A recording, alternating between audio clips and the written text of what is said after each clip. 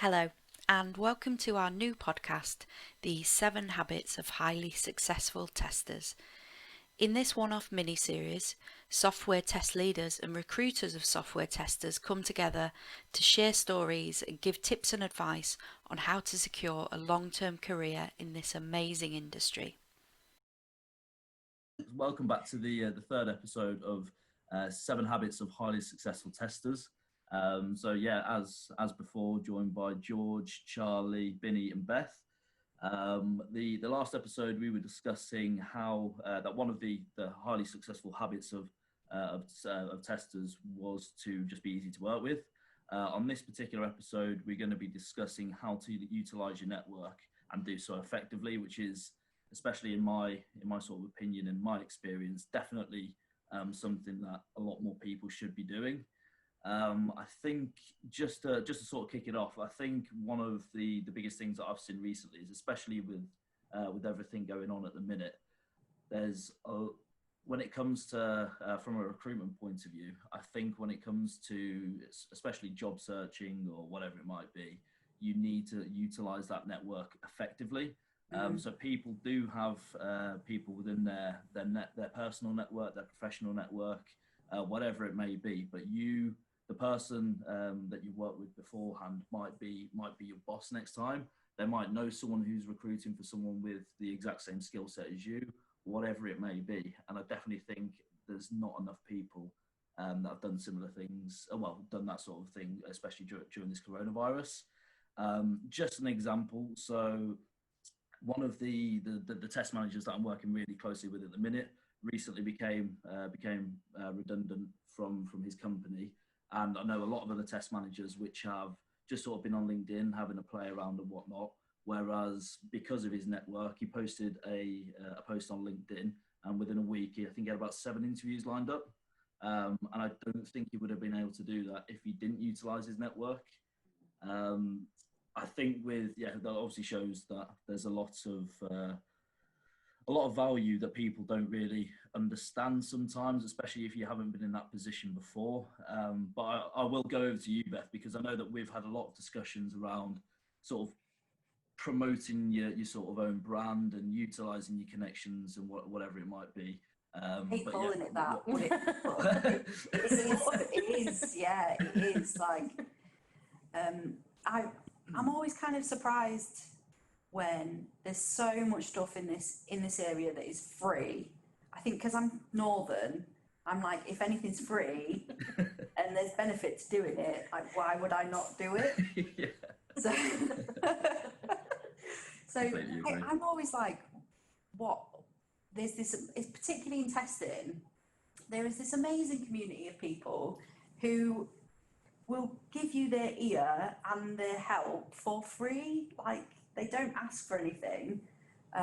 There's meetups going on virtually all the time, and a massive benefit from that I don't think people will want to revert back to easily or fully is the amount of online things that are going on now.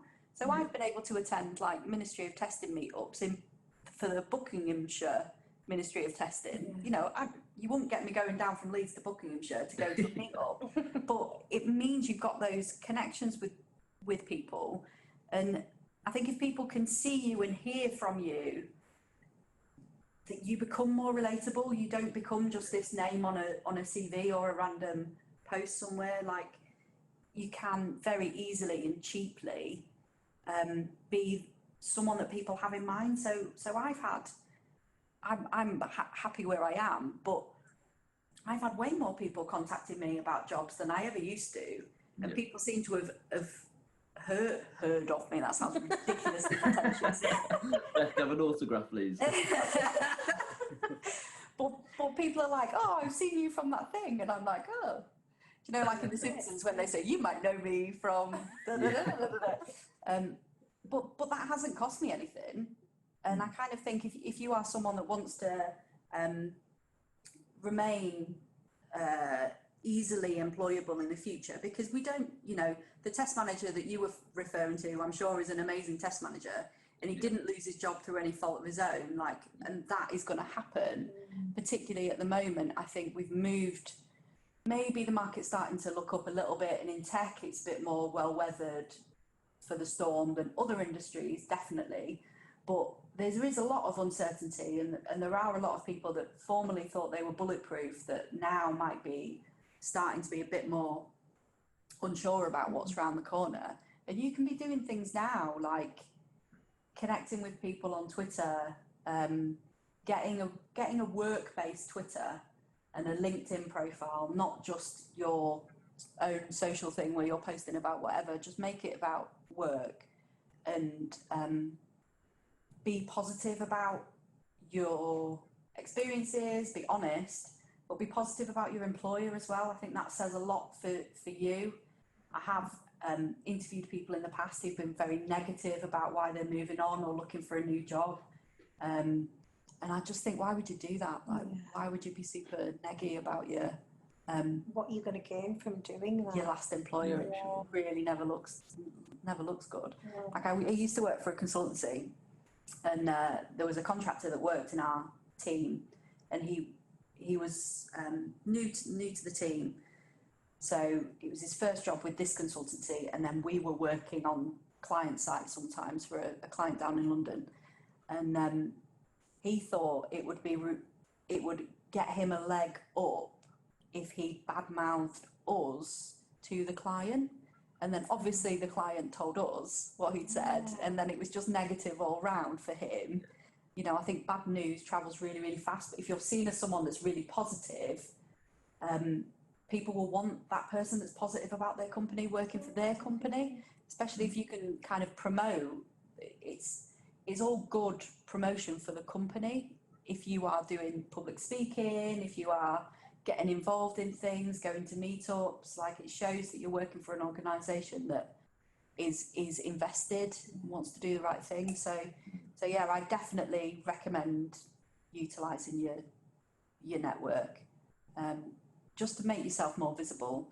I know someone said it's not who you know, it's who knows you, and I think that's really true. I think particularly in this market right now. Like, if you are someone that people know by name, and I can reel off a list of people that I know who, if I saw them, if their name came up as wanting to join my company, I would think, oh, brilliant, because I saw that talk that they did, and they were amazing, and they really know their stuff. Like, and that would be just as powerful as having a recommendation, almost a personal recommendation. Well, I mean, what do you think? I think it'd be almost maybe more powerful, you know, because you kind of want to work with somebody like that who's got this confidence to be out there, like yourself, Beth, you know, doing these wonderful presentations. But it's also showing that, you know what you're talking about when you're going out there and you're having these discussions. So it's almost like you're selling yourself consciously because you're partaking in these events and things that you're attending. So I totally agree. Yeah, it's not necessarily who you know, but who knows you. Yeah. I think as well, just like utilising your network, I think just sort of like an addition, I guess, is utilising like the different platforms and how easy it is to sort of grow your network. So especially with the likes of LinkedIn and whatnot, there's a lot of people that I've had some people that spoke to me quite recently, like very junior testers, maybe not with any experience whatsoever in testing, but what they've done and what would sort of set them apart from the crowd is they are reaching out to people within testing at the minute, trying to expand their network. So even, I don't know, a couple of years down the line, they might come across this person again or whatnot, or this person might just happen to know someone that's interviewing for like a graduate or an academy test or whatever it might be.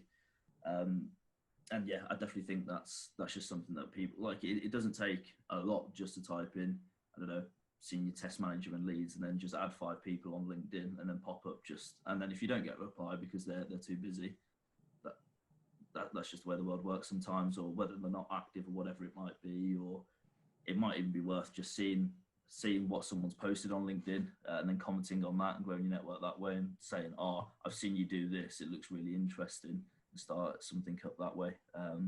But yeah, there's definitely a lot of different ways to grow your network, and then once you obviously have that big network, that's when you can actually utilise it and get something out of it in the long run. You've got to be prepared to like. It's not all about what you can take from the network, what you can get from it. Sure.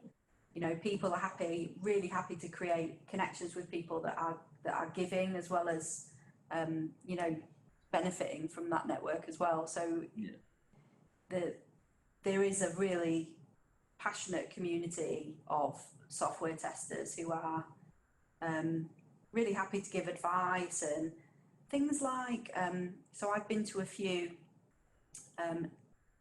Test Sphere, which is like a Ministry of Tests sort of card deck thing that they have, and you go to these sessions and it's like just being in a really nice, it's not super formal, you're in a room, like a virtual room with like 9 or 10 other people, and you just pick a topic and you all kind of talk about it, kind of like what we're doing. And it's just a really nice, comfortable way to get to know people, and you don't have to know everything. Like that's really not the point of it. And often it's about everyone else just acknowledging that they don't know all this stuff either, and that being quite reassuring, you know. So don't be afraid to get involved. Like, you don't have to be an SME or an expert to get involved. Like, just be honest about where your abilities lie and what you're trying to improve and stuff, and people do respond really, really well to it. I think that's really valuable, because I think we've obviously started going more into having virtual meetups and things like that now.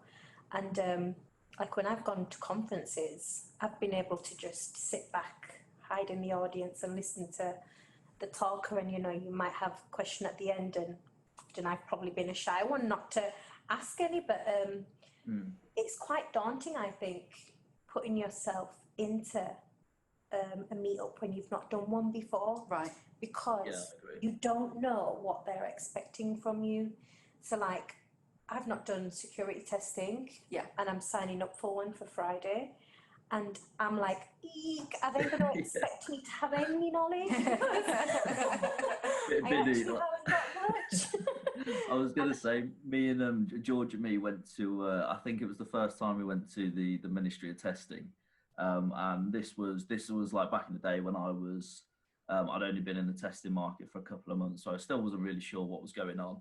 And I remember there was me and George, and then we ended up going in there, and then it happened to be the only time that there was a practical one, where they went around all the groups and whatnot.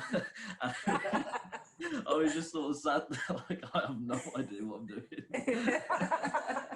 But yeah, it's to be fair, like again, like the reason why, because obviously we're not testers, but we'd like to think that we definitely give something back to the test community. And I think it's just chucking yourself in there. But I don't think I would have been able to go without George, which is why I think people should definitely just find someone, reach out to someone, whoever it might be, to just go to one, and then you'll start knowing people. So if you go to like Ministry of Test and you don't speak to like the likes of AD Stokes, like every time you go after that, you'll probably be able to have a great conversation with him, and then AD knows people that they can, and then so on and so forth. But it's and it's never as scary as you think. No. And people are. It is. People are just. I have the sweaty palms of George. But I mean, if you're the person that nobody goes to those meetups to criticise people for not knowing enough. You know, that's not what they're for. Like, and if you are one of those people, then you're the one that looks like a dick, not the person that is trying to learn something. Yeah, so definitely. just, you know, I think that's what you should bear in mind. The important thing is that you go, and you might pick up one or two little nuggets of information, or one or two new people that you kind of didn't know before, and that's enough to keep feeling like you're moving forward with something. Yeah. You've made it to the end of the 7 Habits of Highly Successful Testers podcast. Thank you for listening. We hope you enjoyed it, and we're looking forward to bringing you more of the 7 Habits soon. Till next time, goodbye.